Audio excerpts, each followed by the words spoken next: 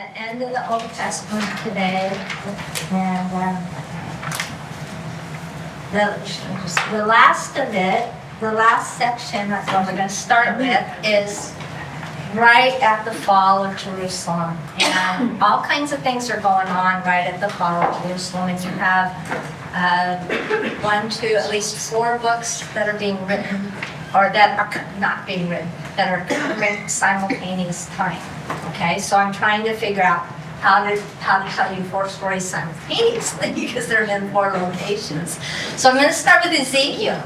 So just to get some orientation, right here, around the year 600 BC, this is when Nebuchadnezzar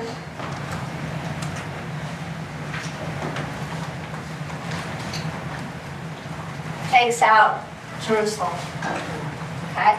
And he's going to do it in three deportations, they call it. He's going to come 3 times. His real goal is to get control of the entire Middle East, which is to him the known world at that time. That's everything, right? Greece is not a power yet. Rome doesn't exist yet. We're talking Assyria has been the big power around 612, excuse me, just like a few years before.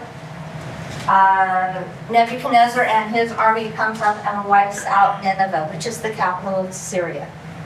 And Egypt comes up to try to help Assyria. Assyria and Egypt had been enemies, but you know how enemies joined up for a common enemy? So it's kind of like we joined up with Russia in World War II to take out Germany. And even though we would not have been friends with, associates with Russia. So Egypt comes up to try to bolster Assyria. They both lose. Babylon comes in there, by far the dominant power, and they're coming down to get Egypt. And what's in the way? Israel. Okay? Israel's always in the way. God placed them there for that purpose, so that they, like I told you at the very beginning, they are in the crux of the Middle East area, so that as these people come in, they can be a witness to them. As these people come in, they can be a witness to them. As Alexander the Great comes in later on, that can be, so they are there for a purpose. And theirs is to be the light that shines on the hill. Unfortunately, their light gets kind of dim a lot. Like maybe goes out, you know? And so that's what's happening. Nebuchadnezzar came in at 605, and he took out what Josephus, I think, and I didn't check this, but this is just memory. Josephus records that there was 70 of the royal family, young men of the royal family line that got taken to Babylon, and Daniel is one of those. So this one is Daniel. So obviously, his story is going on as of right now. You know, and so I'm trying to lay a foundation before I get into Ezekiel. When Daniel and his 3 good buddies get there, and they are going to be assimilated into Babylonian culture, and they're going to go to the Babylonian universities, because these were the smart guys of Judah, the high-end, the good-looking, the leaders. They're going to brainwash them. They're going to change their religion. They're going to engulf them into the idolatry and into the high-end learning of Babylon, right? They haven't been there very long. I'm just jumping ahead just a little bit. I'm giving you some great reference. And you know they haven't been there very long because they're taken into with the guy who takes care of all the new kids who are entering the university. And there's the first thing that comes up is, what do you eat? Yeah, if you are 16 And you get, well, first of all, you've just been kidnapped from your home, along with your friends. This is very, very traumatic. You've been pulled away from your pastor, which is probably Jeremiah. You've been taken out, and you've been put in this new culture. You won't see your parents again ever. You won't see your family again ever. You will never see the temple again ever. And all this, but you're put into this new culture, and you're not treated like he's not going to be treated like a slave. He's not going to be tortured. He's not going to be to the other ones after him. He's treated high, and they're given the best foods ever. Okay, and they're with a lot of other kids, not just Israelite kids. They probably have kids coming from all over because this is their path. How hard is the peer pressure to say, no, I'm not going to have the wine and the meat, and I'm not going to have the pork, I'm going to have the vegetables. Have you heard of a 16-year-old kid doing that? I am astounded at their strength of soul. Even though that story is all about, no, I won't eat anything unclean, and we all get tripped up by what's unclean and not unclean and all that kind of stuff, the real issue is he strong enough to just obey God's laws, even if they seem inconsequential? And who would have noticed? Did mom and dad notice that he had a bite of bacon with his vegetables? Who would have noticed? And yet he still stands strong. So that is going on while the rest of this story is going on, okay? How long does it take before chapter 2 of Daniel happens, where Nebuchadnezzar has the big dream and of the big thing, and he's telling all his people? I don't know. So they don't give us a timeline as to how long he's in here before as each chapter happens. So that I don't know. But so that has happened already. The next main thing that happened is Nebuchadnezzar comes back in right here, and he takes out about, I can't remember the number, a huge amount of population of Jerusalem. And this time he takes out all the leaders of industry and shop, and the people who make weapons, and the people who forge things in the fire, and the people who do everything. All the business owners, we're like wiping out our economy. That's what he takes next. He takes the bankers, he takes everything of a person like that. He would take all the great soldiers, he would take all that. All the leading men. I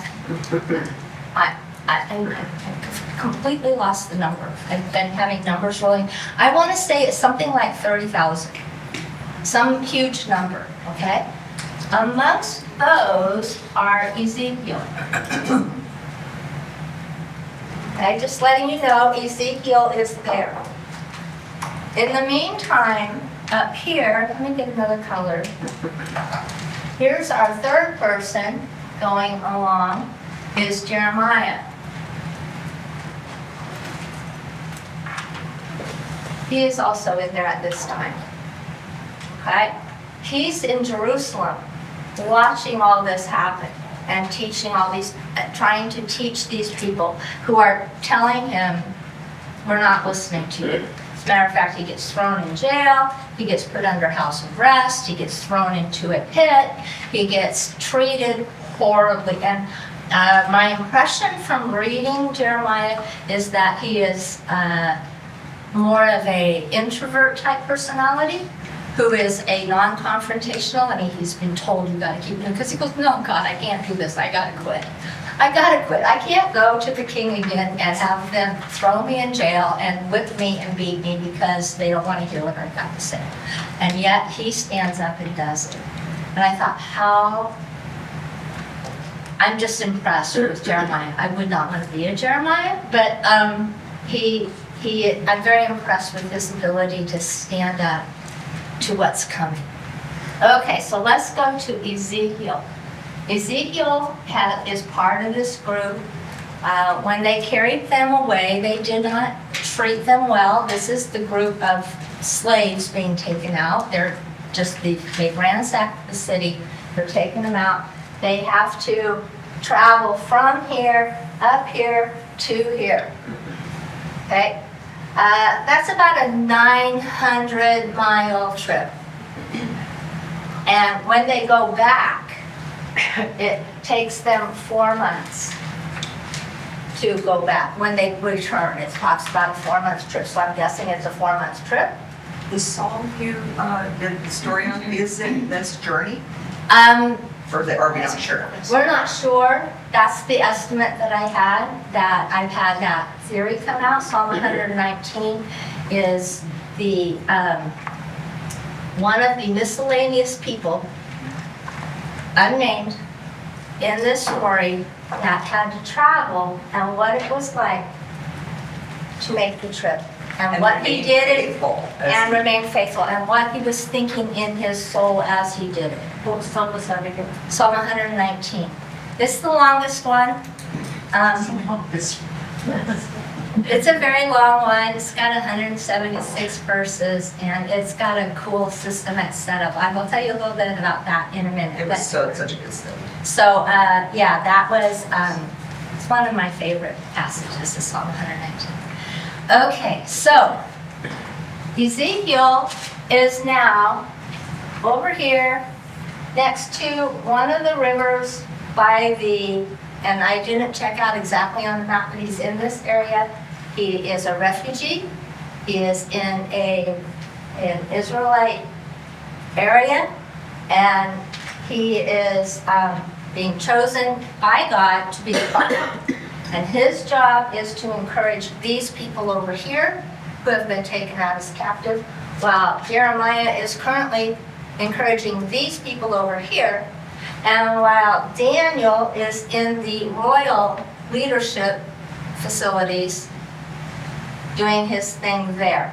Okay, so now you kind of got a picture of what's going on all at the same time.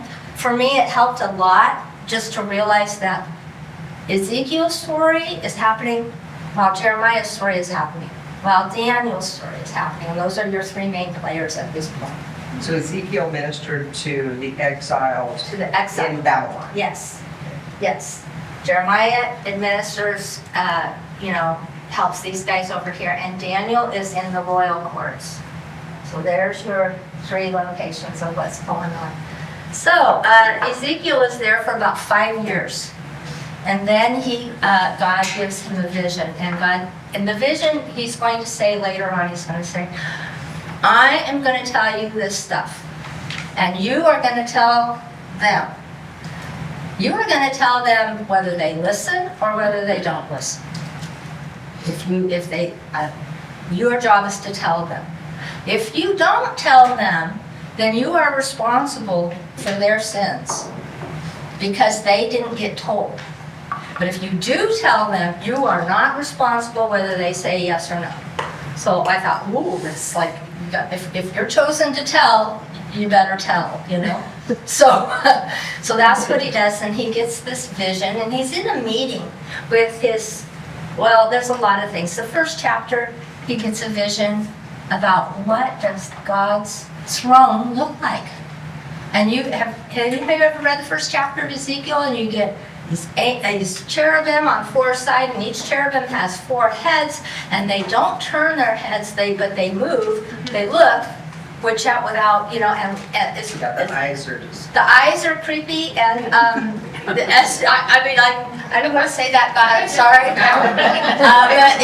But in my little puny imagination, that just, and the wheels are all going, and they go in all directions without turning, and one head is a bull, and one head is an eagle, and one head is a human, and one head, and there's wings, and there's arms, and I'm going, and there's light and fire and smoke. Okay, that's just like, all right, outside of my realm. So when he goes, my thoughts are not your thoughts, I go, yes, definitely, my thoughts are not your thoughts. So this is Ezekiel's image of God, and it's his I mean, you would stand there in awe and you would go, okay, you're smarter than me. I will do whatever you say. I mean, that would be my response to something like that, you know? And so that's what chapter 1 is about. And I think that God gave him that because when we get down to chapters 9, 10, and 11, he's going to see that thing doing stuff. And so he would have to know what is going on here. And it's a little bit similar to what God told Isaiah in chapter 6 of Isaiah when Isaiah got called. You know that phrase that says, who will I send? And he goes, here am I, send me. Well, right before that, he sees this image of the throne of God with the 4 cherubim around and all this, so it looks somewhat similar. So one guy called it a throne/chariot.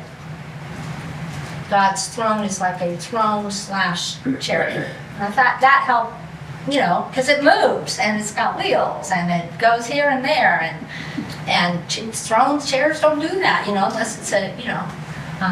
That's interesting, because didn't he say not to have chariots? He told the kings not to have chariots. Yeah, maybe because Oh, interesting. I know I don't. That's a good question. Yeah. So before the last couple years before 586, when Nebuchadnezzar comes in at 586, it's absolute destruction. Okay. In 587, let's say 1 year before Nebuchadnezzar destroys the place. This is when Zedekiah is king, and they are really, really mad at Jeremiah, and Jeremiah has been thrown in jail, and the people, the leaders of Israel are doing horrible things. They have brought idol worship into the temple. They have moved things around. They've got, well, we'll see. So Ezekiel's been removed for 5 years, so he gets taken back there in the vision. And he goes, and it says, let's go to Ezekiel.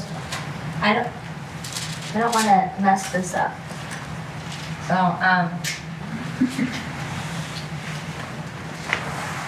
So he goes and he gets taken there in a vision, and he sees the people all over the place. And then we're at chapter 9. Oh, well, let's go to chapter 8 and go up to verse 16. Then he brought me into the inner court of the Lord's house. And behold, at the entrance to the temple of the Lord, between the porch and the altar, were about 25 men with their backs to the temple of the Lord, and their faces toward the east, and they were prostrating themselves eastward toward the sun. They are worshiping the sun. This is astrology at its biggest, okay? And they have their backs to the temple, and they're worshiping the sun. And the position is real, so I'm just telling you that's where we're at. And then verse 17, he said, do you see this, son of man? Is it too light a thing for the house of Judah to commit abominations which they have committed here? That they have filled the land with violence and provoked me repeatedly? Behold, they are putting the twig to their nose. Yeah. Therefore I will indeed deal, I indeed shall deal in wrath. My eye will have no pity, nor will I spare. Though they cry in my ears with a loud voice, I will not listen to them. Okay, so before long, he goes down, and I got to kind of jump around, otherwise I can't get through this story. This is verse 3 of chapter 9. The glory of the God of Israel went up from the cherub on which it had been to the threshold of the temple, and called to the man in clothes and linen whose loins was with the writing case. Okay, so what he's describing is that the glory has lifted off the mercy seat. That's a serious event. And the man in the linen with the belt around that holds the writing tablet is one of the angels, and what they're going to do is that he is going to go through the city and put a mark on everybody's forehead who is faithful to the Lord. Does not say how many of those there are. And then there's a platoon of angels behind him, and they are going to go through the city and kill everybody who does not have a mark on the forehead. Okay? So that's one thing. Whether that, I don't think that happens like that. I think that happens when Nebuchadnezzar comes in, because there's still people alive when Nebuchadnezzar comes in. So he's seeing a vision of what's going to happen. Okay, so as he stands there, then I'm just going to skip over lots and tell you bits. Try to follow the path of the glory. So right now the glory has left the mercy seat and has gone to the doorway of the temple. And then if you jump down to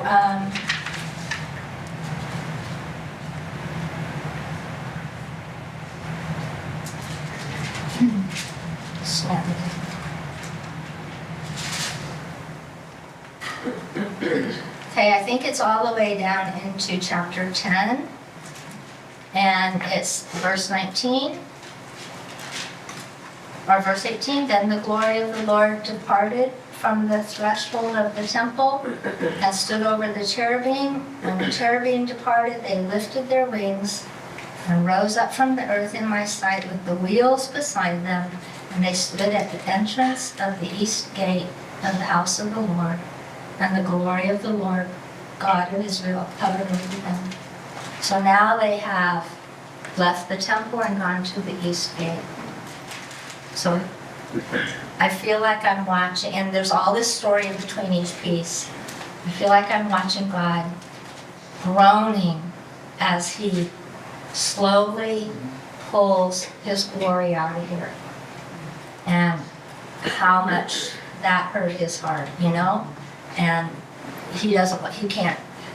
There was one time prior to this, he had Ezekiel go, and Ezekiel's standing there looking at the temple, and he's a priest. See, he's in the priestly line. So he could go inside, but anyway, there was a hole in the wall. Oh, this is in his vision. There's a hole in the wall so that he can peek in and see what's going on. And God says, okay, dig your way through and go in there and look at what's going on. And now he's inside the temple, and they have taken the walls of the temple and the gold and all over the inside and rebuilt into the walls massive idols everywhere. And the priests are inside there worshiping the idols on the walls inside the temple. Well, no wonder the Shekinah glory has to, huh? Which happens. It's right in this area, okay? So, I only read through like that much last night, so trying to remember all the parts. So it's right in this area, and you can read this and you'll see all these things going on. And then one other time he has Ezekiel go up to the northern gate of when he's talking about the gates in Jerusalem, there's a northern gates. There's gates around the city. The walls in the city. There's several sets of walls around the city as the city increased in size, but these gates are the gates around the Temple Mount, okay? So there's gates up there all over the place. So he's at the northern gate of the Temple Mount. The temple faces east. It was like in their time, not as it is now, because it's not even there now. You would have the temple like this. You would have steps here, you have Solomon's portico standing here, and this is like an open area bench. There's a gate, and probably gates, I don't know, and gates back here, and this is the eastern gate. Even today, if you stand up there, there's a little bit of this retaining wall left over from Jesus' time, not from this time. This is going to get destroyed. And you can look at the closed up eastern gate from here, looking there. It's quite a look, you know? So he went up to the northern gate, and up there are women who are making these amazing tapestries to the idols. And it's all done, and those idols, I checked those idols out, those idols are fertility idols. And exactly what you would expect to be happening with the fertility idol is happening on the temple grounds, right there. So that's what the women are doing up there, while the men are worshiping the sun facing this way. The women are doing this stuff up here. The guys inside are worshiping the idols on the walls, okay? Yeah, it's a really, really bad situation. Abomination. Abomination. When it says it's an abomination, we read that in English and we go, what's an abomination? You know, I mean, what is that definition? I mean, what is it exactly that we're talking about? We're talking about really bad stuff. Okay. All right, so then, the glory leaves here, probably goes to here. And then it goes to the eastern gate. And it stands there and has this, it listens into a conversation. There's a whole bunch of leaders out there on the eastern gate, and we're within the glory leaving, which means we are so close to absolute destruction, right? He's up there and watching the glory leave, and they're having this, there's like a couple dozen of the main leaders of Jerusalem standing there, and they're going to advise the people, no, this is what we're like. We are like, Jerusalem is like this pot, and we are the meat inside the pot. And what they're saying is we have protective walls, and we are so protected, and we will live safely inside this pot. And God says, yes, you are the meat inside the pot, and we are going to pull you out. And if you, it has this conversation, it says, if you will come out and go with them, him, your life will be your booty. You will get to save your life. That will be, if you stay and you fight, you will die. So you had your choice, be a slave, or an exile in Babylon, or die. And God's plan was for them to go to Babylon and be exiles for 70 years.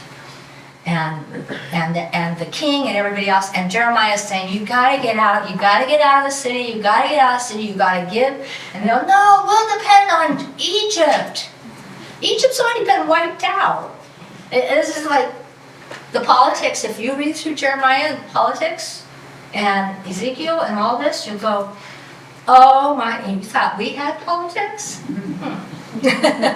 Politics is not a new thing. Still in politics. Yes, it's just a mess, you know, and they're doing this all over the place. So I'm trying to find where it says, but the next place, just I'll let you guys can read through, it's in Ezekiel 9, 10, and 11.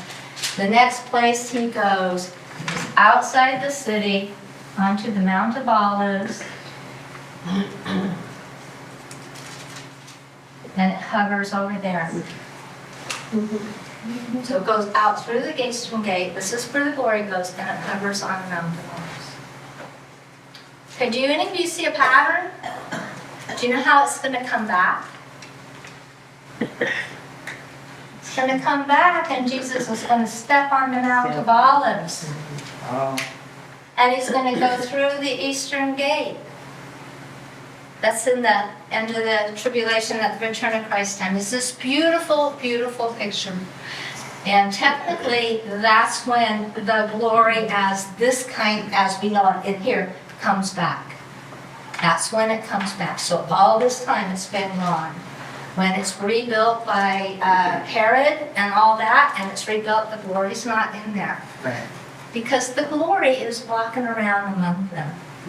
Because John 1:14 says, and the Word became flesh and dwelt among us, and we beheld His glory. The glory of the only begotten Son of God, full of faith, full of grace and truth. So He was the walking Shekinah glory. So that's the story of the glory. By the time Ezekiel gets out here, and this is gone, the vision's over and he's immediately back in Babylon, and his job is to tell the guys he's with. And he is going to tell them that Jerusalem has been destroyed. It says a little bit later in Ezekiel, and all I can do is tell you that I just read through it like this really fast, that they received word, Jerusalem has fallen. And it's like, well, yeah, we know. And then the rest of Ezekiel, not all of it, but he gets to be the living visual aid for the people as to what's going on. If he has to build a model of Jerusalem, and he puts the things around it, really describes a little model that he builds, and then he has to lay on his left side for like 2 weeks. And that's to show something, and to be honest with you, I didn't go through all the details and figure out all the parables. And then he has to lay on his right side. And then he has to do stuff with sour grapes, and he has to do this. I mean, he's a living visual aid of what's going on. And in the midst of that, he also gets to tell of the hope. Because at the end of Ezekiel, he gets to tell how this is rebuilt for the millennium. So the last, from chapter 40 on, is all about how is God going to rebuild his temple for the millennium, and when does the glory come back in. So that's Ezekiel. And in the meantime, do I need to read that up front this thing? Okay, so.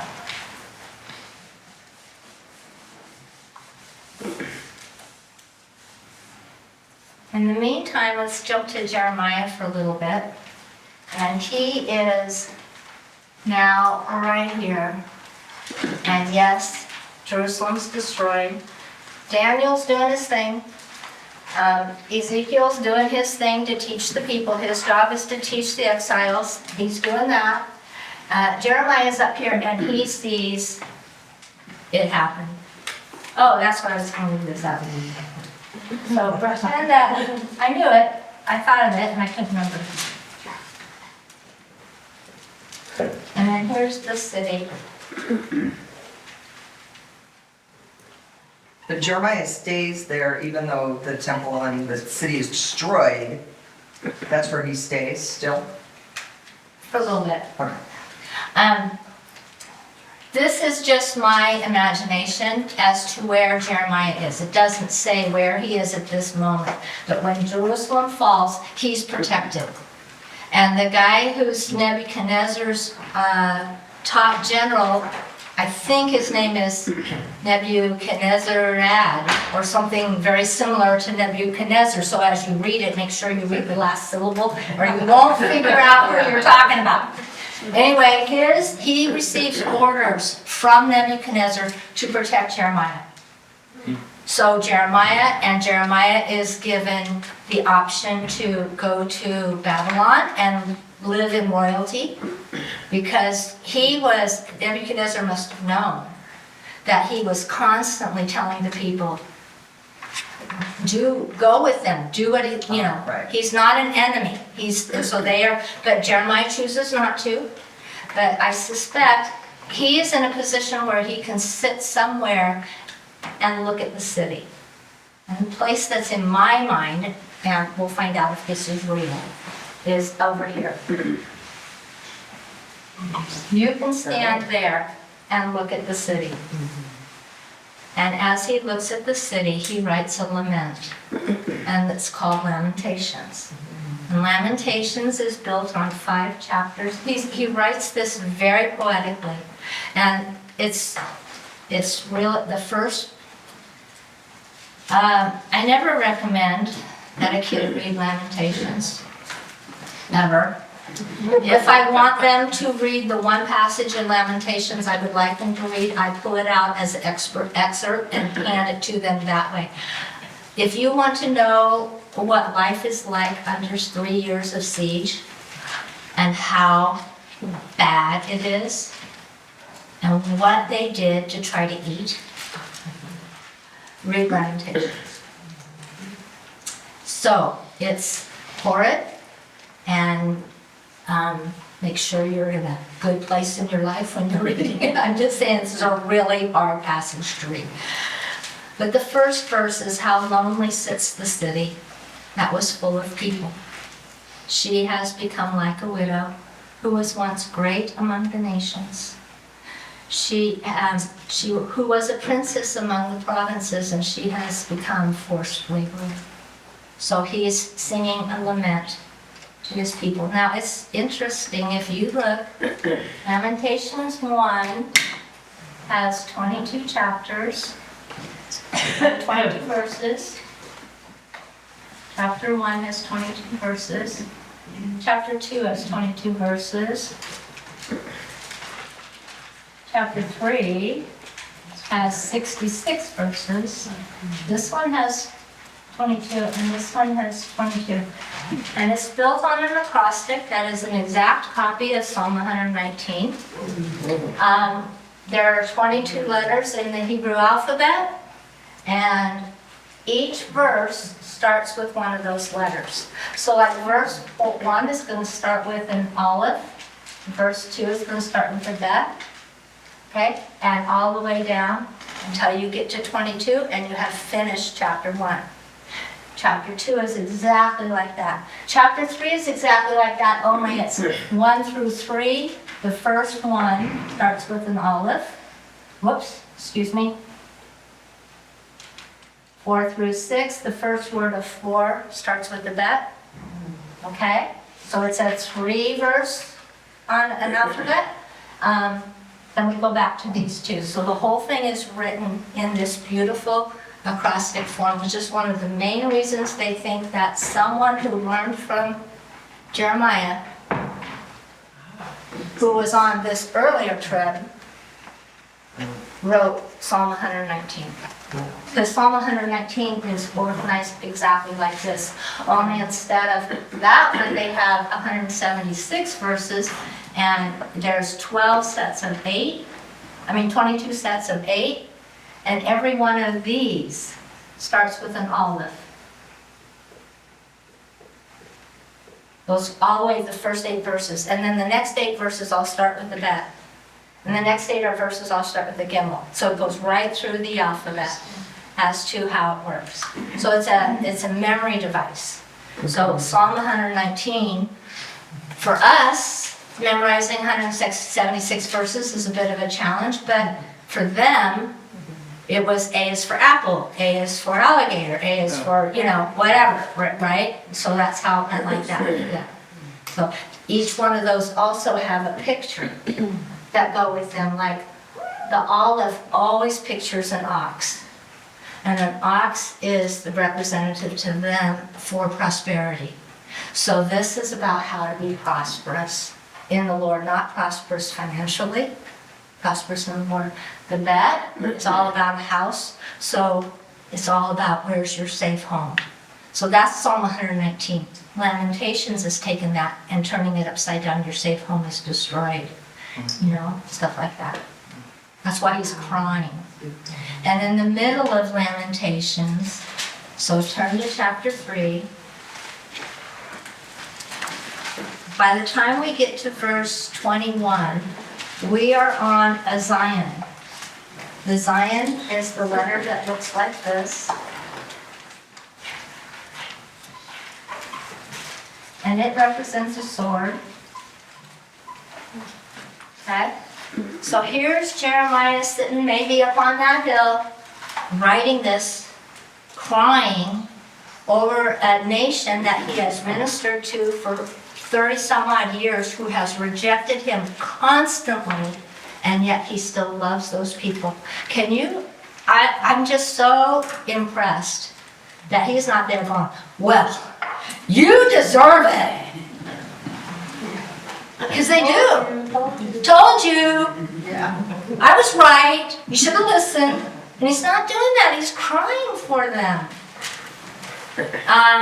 This is exactly where Jesus stood when he said he's weeping for Jerusalem. He was up here on this mountain and looking over, and he goes, when he does that, I wish that I could gather you under my wings. I said, my mother hen. I want to tell the joke so bad. Do it. Do it? We're up on the Acropolis in Athens, which is the high hill that has all the government stuff up there, you know. And our leader is a person who has English as I think maybe her 15th language, and she is trying, and she calls. She goes, "It was right." She goes, "This is like when Jesus was a chicken mother." How cute. And we go, "When was Jesus a chicken mother?" Oh my God. And she was trying to say another pen.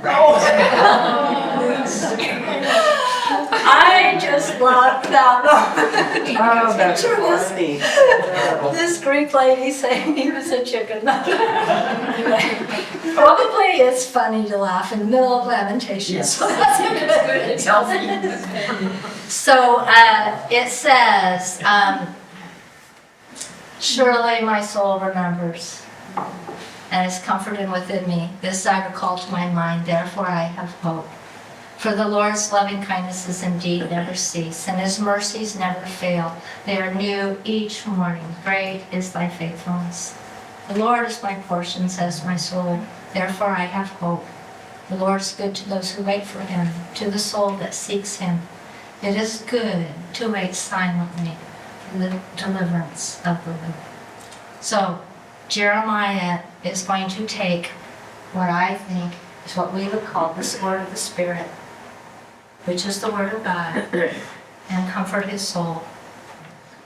And it covers two pictures. It covers 6 verses, what I just quoted. The first 3 were the Zion. The second 3 are the Heth. Whoops, found that quickly. And that is a fenced place, or a safe place, or what we might call a Bethel. Because it's the safe place. So he, in the midst of his great pain, puts his soul in a safe place by using the Word of God and writing those words in the midst of this lament. So to me, just knowing some of this just makes it more impactful in my soul. How many times have I, our lives are in a total, actual, wreck, and you need a safe place for your soul to go into, and that's this little piece in the middle of that book of Lamentations. So I think that is so beautiful. So if you're having a hard time, read Lamentations. It will actually, especially when you get to the safe place in the middle of it, it will go, oh, if there can be a safe place in that. My life has never been as bad as Lamentations. It hasn't always been good, but it's never been that bad. And if God can find a safe place in that, he can find a safe place for me. Debbie, to me, that's what's so encouraging about it. I know it's, gloom and doom, and it's like, but this man held on. This man held on. And which means no matter what happens, and people with a terrible depression, they could get into something like this and go, yeah, there's depression, yeah, there's horrible things. Yeah. But there's hope always. Right in the middle of that. It's beautiful that, and the fact that God even put it in his word means he acknowledges that we are going to have hard times. And there's hope in hard times. Jeremiah stays even after the destruction. There's a Nebuchadnezzar, or his Nebuchadnezzar Zeradad, or whoever his general is, puts a guy named Goliath in charge as a governor under them, and the people don't like that, and so they assassinate him, and everything gets a mess, and a bunch of them go down to Egypt. And as much as Jeremiah did not want to do that, he did not leave his people. He went down to Egypt with them, and he died in Egypt. So talk about a faithful servant who really.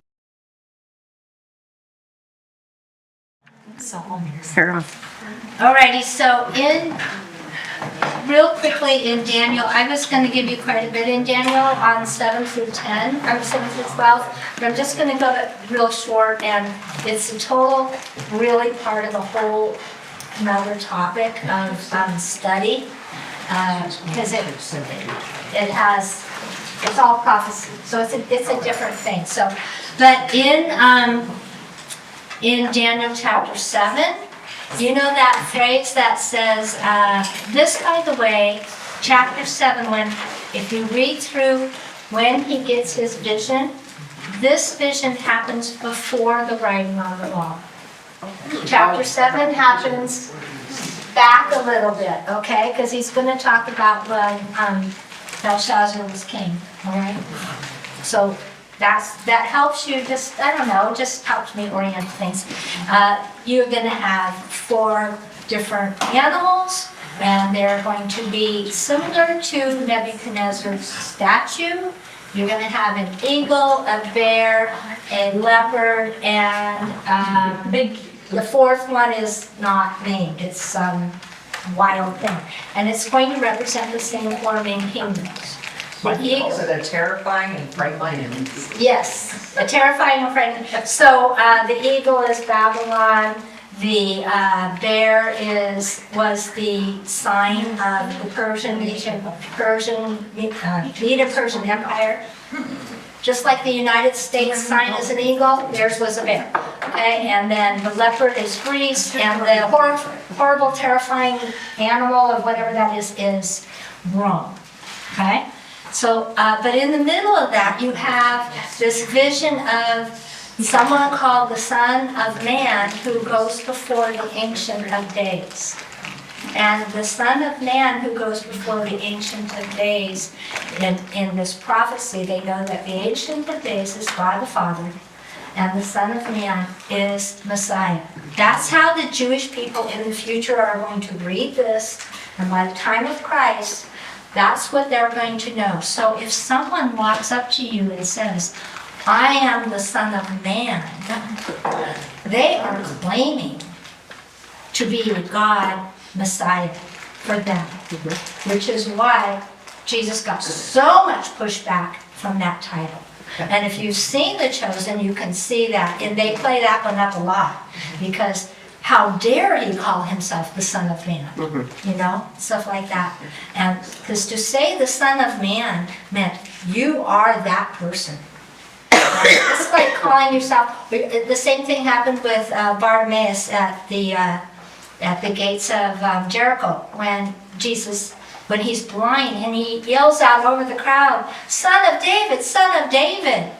Well, that is Messiah title. So here's this blind man who hasn't been following Jesus going, I know that man in that crowd is Messiah. But none of the people in the crowd who was looking at him could tell that was Messiah, right?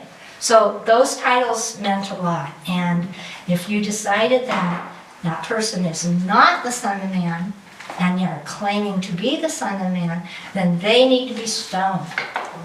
Because that is the ultimate blasphemy, is to claim you are God if you are not. Okay? So that's part of the struggle that goes on. That's why Daniel chapter 7 is so important. In Daniel chapter 8, the same thing. You get the Medes and the Persians. You have a ram with 2 horns. One horn's a strong horn, one horn's a weaker horn. And the Medes are weaker than the Persians, and that's how that all turns out. So Daniel gets to see the future a lot. In chapter 9, you have the prophecy of the 70 weeks, which is just really fun. I'm just going to leave that, because if I say anything more, I will be here for an hour, and I won't even get off at that point. It's 9:20. Yeah. And then in chapter 10, there's a really cool thing that goes on. Daniel says a prayer, and it's not answered. And he waits, and he waits, and he waits, and all, like 3 weeks go by, and all of a sudden he finds out that the answer came 3 weeks ago, but there's this invisible battle that has stopped the answer from coming, and we've got and the angel that's delivering the answer is getting attacked from some invisible force, and he has to call on Michael, who's the defendant of Israel, to help him get the answer when they finally get to the end. I loved it because it describes what Dan talked about Sunday. And it describes this invisible battle that's going on that is much greater than we had any idea. So if you ever wonder, like, I prayed and I got no answer, this is a perfect illustration of he got no answer for 3 weeks. And he was on his face fasting in the dirt for that time. And anyway, I love that insight. It's encouraging. Chapter 11 is really particular about what goes on when Greece comes in. And I'm going to cover that next week because it has to do with the Seleucids and the Ptolemies and what happened. This is what happens between the Testaments. Okay, well, the 400 years between the Testaments, and that's in chapter 11, has a lot of that. And chapter 12 is one of the few places in the Old Testament that actually speaks of eternal life directly. So that's pretty good. All right. It's time to come out of exile. And here we are with Cyrus the Great. In 538, he captures Babylon and sets up a whole new kingdom, and it's called his kingdom. And he got, it says in the histories of just general histories, non-biblical histories, that Cyrus had this policy to let all the different indigenous groups that had been removed by the Assyrians and the Babylonians go back to their countries and rebuild their countries. In the Bible, it tells us that God put that into his heart. But in secular history, it's not going to say that God put that into his heart. But if you want to read the end of Chronicles, that's what it is. Oh, by the way, this is a tidbit. If you were reading a Hebrew Bible, Malachi would not be your last chapter. Chronicles would be your last chapter. So the last few words of Chronicles are about how Cyrus the Great gives permission to send the people back and rebuild and create a nation. So you can see why that's their hope. Whereas the end of Malachi, the last word is curse. So they would not put Malachi at the So end. they just put it in another place. It's in another place, but it's not arranged as the last. Interesting. Yes, that's just a tidbit there. So Zerubbabel is of the Davidic line. He's not going to be king, but he is of the royal line, and he is going to bring a bunch of people back, and he's got a real cool story. And it's about 50,000 people that return, which is a small piece of what was taken, or how big the people have become. So they're going to start probably somewhere here, anywhere here, I don't know how spread out they got, and they're going to take the 900-mile journey back. It takes about 4 months. They're given all kinds of gold and silver and gifts to rebuild the temple. And they're going to get back there, and they go back to Jerusalem and start doing, the first thing they build is the altar and offer sacrifices.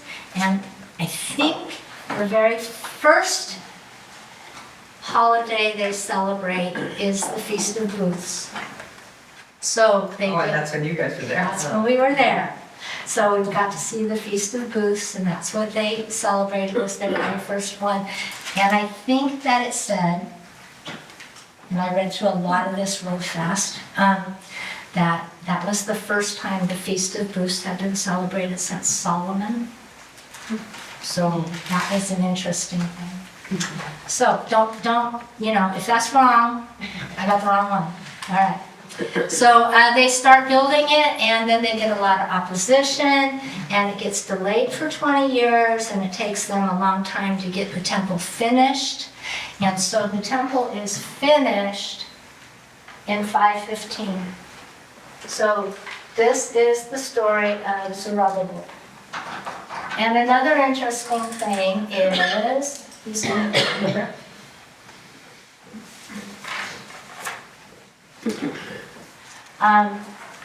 The book of Ezra. The book of Ezra has Zerubbabel's story, and Ezra lives, where did I have him? Ezra lives at 450. So Ezra lives here. But the book of Ezra covers all this. Okay, so he covers about 100 years. And his first, let's see, there's 10 chapters. The first 6 chapters are Zerubbabel's story, and the last 4 chapters are Ezra's story. So as you read that, you gotta realize you're talking. He's covering 2 different time periods. So sometimes you think, okay, the book of Ezra's got to be where Ezra is. No, Zerubbabel's way back here. And if you don't, I mean, I'm just telling you, I couldn't get Zerubbabel out of Ezra's time frame for a long time. I had my Ezra's and Zerubbabel's all over It really helps what you did with cute little pictures of the books. the house. I stayed up with me, I think it's So do you see the big parentheses there? Yeah. That's trying to show you that that whole section is Ezra. And then you see the name Ezra over here. Yeah. That's trying to tell you that's when Ezra lived. Right. Okay? That's what that is. And this is me trying to figure out how to picture this.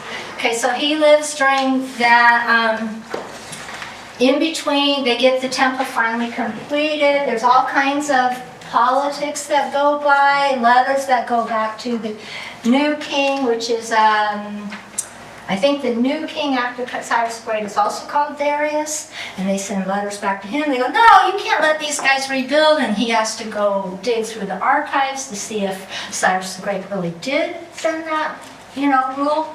And so there's all kinds of stuff going on, which is why it got delayed for 20 years. And then right here is Haggai and Zechariah.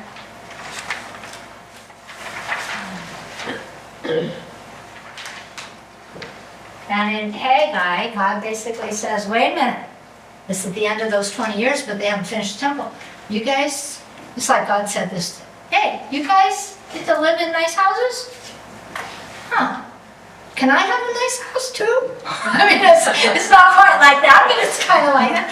Can you think you can finish my house? You have, you've got paneling, you got rugs and decor, your houses are great, mine's in rubble, what's going on here? So that's sort of Haggai's message, and they kind of get on that, and Zechariah is at the exact same time as Haggai, and Zechariah has these great, he has, next to Isaiah, Zechariah has more prophecies about coming of Messiah than any of them in one book. So he's really cool. There's the one, Zechariah 9:9 is, behold, your king comes riding on a donkey. Okay, you know that one. There's other ones. The one that says that, he was purchased for 30 pieces of silver, and yet throw it to the potter. Okay, that's in Zechariah. But the one I love in Zechariah is about Joshua the high priest. You guys know who Joshua the high priest is? He lived right around here, and he is the high priest at the time, and he is letting his sons marry the indigenous people, which means the idols are coming in again. And what is with the high priest letting the next high priest marry that? So, Zechariah gets this image, and in the image, Joshua the high priest is filthy. He's got his turban on, he's got all his priestly clothes on, and he's acting filthy, and he's hauled in front of the throne of God. And standing right on his side is Satan. And Satan is accusing Joshua the high priest of sin. And then steps forward I'm not sure if it's called the angel of the Lord, and he says, and God orders, and they make the decision that the angel of the Lord can take off the dirty clothes and put on his clothes and wrap him clean and it's a beautiful, beautiful picture. R.C. Sproul wrote a children's book on this called I don't know, maybe it's just called Joshua the High Priest, but anyway, it's about how God forgives sin and how you get to grow Jesus' robes of righteousness. So that's in Zechariah chapter 3, if you ever want to read that story. That's pretty cool. Okay, so that covers Haggai and Zechariah. The title, The Branch, is in Zechariah. There's just, and the fact that Jesus will come, stand on the Mount of Olives. The Mount of Olives will split in the north to south, so there's an opening east to west, and enter the city. That's in Zechariah. So there's a lot of cool things in Zechariah. And then the next thing chronologically is Esther. Okay? Esther is next, and Esther is, see now, whereas Haggai and Zechariah and Ezra and Nehemiah all take place here, Esther takes place way over here. Okay, so she's way back there. So she's with a bunch of people who did not return, her parents or her grandparents. Because we are now down to, where's Esther? We're at, what was on here? 483. Yeah, 483. So we're right about here. And you know her story. And you know how she is gorgeous, and she gets put in the king's hand to be chosen for a wife and all that, and then she risks her life to save her people. When Haman makes the decree, or gets the decree made to kill all the people, you got to realize it was all the provinces at the time. So where are the provinces at the time? Egypt is a province at the time. Judah is a province at the time. So when Haman makes that rule, that means they're wiping out Israel again. She's not just saving those people. She's saving those people. Everywhere the Jews have been scattered. And Haman is son of an Agagite. Agag, I don't know if you remember, do you remember why King Saul lost his throne? Because he would not kill all the guys in the Amalekites. The king that he let live is named Agag. So many people think that Haman is a descendant of King Agag, and he was an Amalekite. And if King Saul had done that, then Haman would not have been around to do that. Herod is also a descendant, King Herod, of that same group of people. To this day, I learned that Jewish people still spit if you say the name of. Yes, to this day, if you say the That's name how Haman, evil he they was spit. considered. They He spit. was going to this day. That was like an early Hitler. Right, to them. And they have never changed from the minute you say that name, somebody's. And it was only 2 days ago that Purim took place. So, I'm pretty sure that's right, about 2 days ago. We just boo when Haman's name comes up. We don't spit. Oh, yeah. Say yay for Esther and Mordecai. but, Yeah, you see that, well, it's a wonderful tradition that you teach the children. And you act out the story kind of, or you tell the story kind of, and when you get to the Haman's, ooh, and you get to, it's like, yay! Yeah, it's really cute. Yeah. So that's the story of Ezra, and that fits in right there. The next one is Esther. See, I'm blood. Okay, so now Ezra brings a new group of people from here over. Ezra is a priest, and he's going to bring a bunch of Levites. So here's another group coming, and it's actually in Ezra where they talk about how long it takes to make the trip. So that's where I got my information on how long it takes to make the trip. And he's there, and he's under Artaxerxes. Artaxerxes is Ahasuerus. No, Xerxes is Ahasuerus. Artaxerxes is after him, excuse me. Got my version mixed up. He is amazingly devoted to God's word. And there's this place in chapter 7, find Ezra.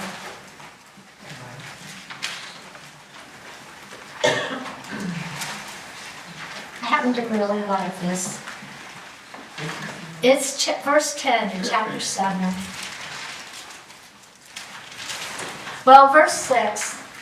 This Ezra went up from Babylon, and he was a scribe skilled in the law of Moses. He's also a priest. When it goes through the genealogies and stuff like that, and you go, okay, I'm skipping this chapter, that's where we found out that Ezra was a priest, okay? And things like that, yeah.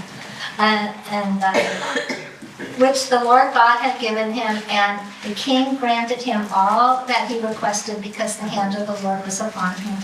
Okay, go down to verse 10, end of verse 9.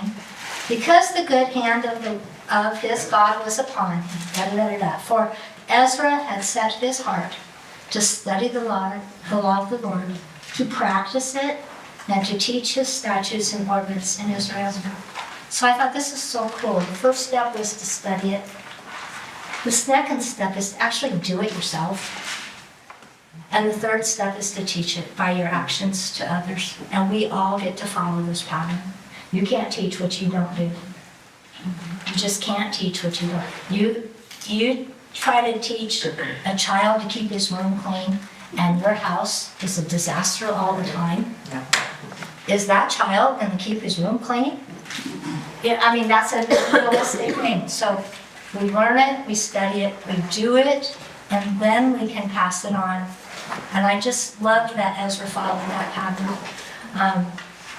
There's all kinds of more politics that go on and things that are difficult for this, but one of the things that at the end of Ezra he's so upset with is because they have now been back in the land for about 100 years, and the people have married all the other people. And for the longest time I thought, I'm reading Ezra, and I get to the end and I think of all the problems that they have to deal with. Why is marrying somebody the big issue? And I hadn't put the picture together. The problem from the beginning to the end was bringing in false idols.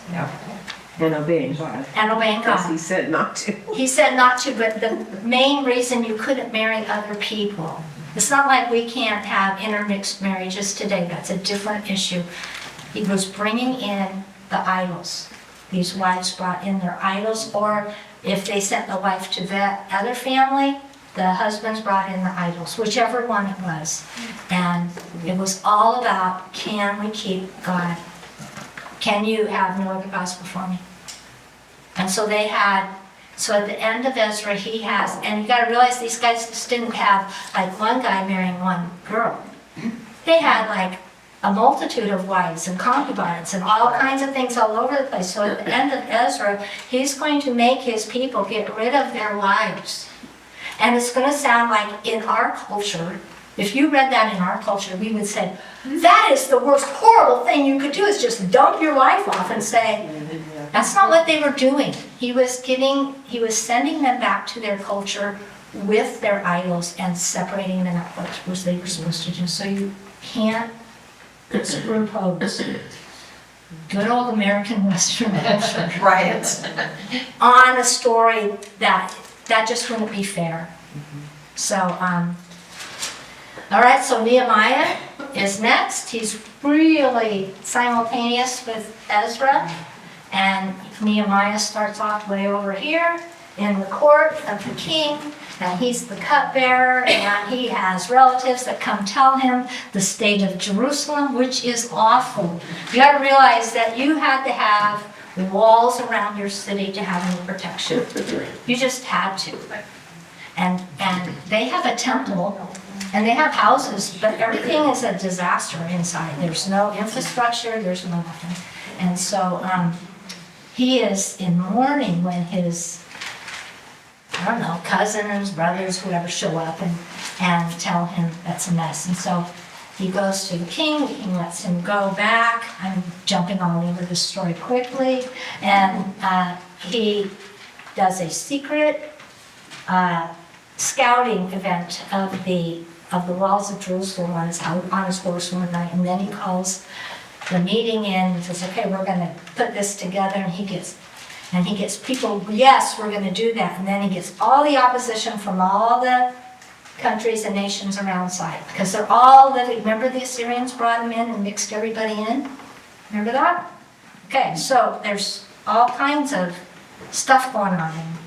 You get Sanballat, you get all kinds of stuff. You get letters going back and forth, and I love this one that comes through. It says, oh, yes, they can rebuild the walls and you cannot tax them. And I thought, whoa, I like that. So not only that, they had to pay the guys, and these people who were against it had to take some of their revenue from their taxes and donate it to them. So he finishes it in something like, what, 52 days? Can you believe that? That is unreal. And they have to do it with a sword in one hand and building the other, because they have enemies to attack constantly. So all kinds of lessons to be learned here. All kinds of lessons to be learned. But, they renew the covenant. There's one passage in chapter 8, and it happens to be the standard for hermeneutics, the standard laws for hermeneutics. And when you study hermeneutics, is how do you take this book, figure out the original, what is the original intent, interpret it, apply it, use it. How do you do that correctly? What's the standard? And there's a standard for that, and it comes out of Nehemiah chapter 8. And it's really cool. And let's see if I can get it to you, because I'm running out of time. But I want to get to Malachi. I might have to do Malachi next week. Anyway, so the first thing is in verse 8. First of all, verse 5, Ezra opened the book in sight of all the people and was standing above them when he opened it and read it. So you read the book.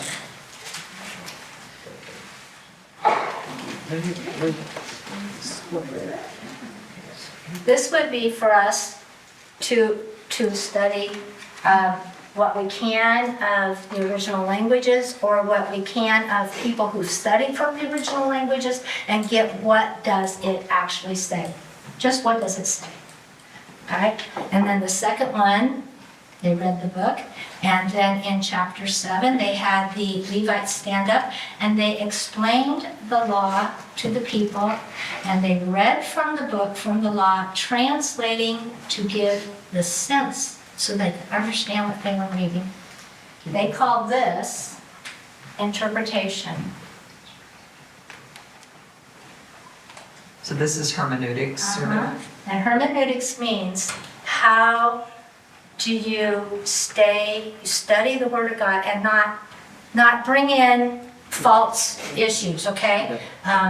If you just think of some of the main false religions that kind of claim to be Christian, and they have broken these rules in order, otherwise you cannot get what they've said, okay? So interpretation, all right. And then you go to one more. Let's find where it is. It's in same chapter, verse 14.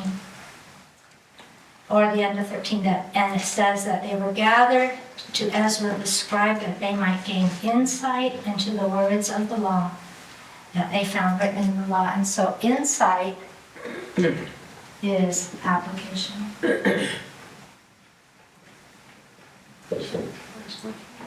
That's the pattern that they planned out, and so that they could.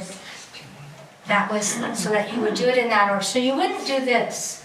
You wouldn't read and jump to application. You would have to get the right. What did it actually mean? Because otherwise, you'd read this, and you would jump to, like if you were reading the end of Ezra, and you jumped to application, you would go, oh my goodness, it's okay to divorce. Oh, That's not what that wasn't teaching. That's not what that implied in the slides. You can do that all over the place. You can, I don't know, that's just the one that's hitting me at the moment, but you can't, that's not, Food is allowable and. right. If you skip a step, you have just misused God's word. So it's very important that you follow that pattern. Taking So things out of context. yes, taking things out of context. So if you go to seminary or anything like that, they will teach you, and they will probably use that passage to teach this principle and how do you study and teach other people. So there's that. And then they renew the covenant, and they have a great time. And they leave it good. Until about 12 more years go by. And then we have Malachi. So I will tell you about Malachi next week because I'm out of time. And we'll also do the time in between the two testaments, what happened there. And then I want to finish with the end story of the covenants. We've got this ongoing covenant thing going on. I want to finish with the end story of the covenants. So you go, what is the point of these covenants? That's where we're at. All right, that's race. And it's so good paralleling what Pastor is preaching on in Sunday morning. It is. All of us, I'm sure some people are like, wait, what? But we're like, oh, yeah. Jared sitting next to me and goes, "Tried something north, south." I'm like, I get to tell you because Okay, let me pray real quick.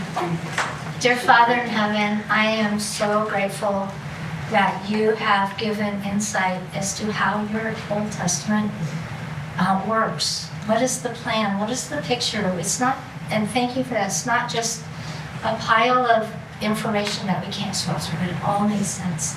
I so appreciate that. And each one of us has received some kind of lesson or insight today, is to take it home and actually live it out so that we can teach it to those around us by our actions. In Jesus' name.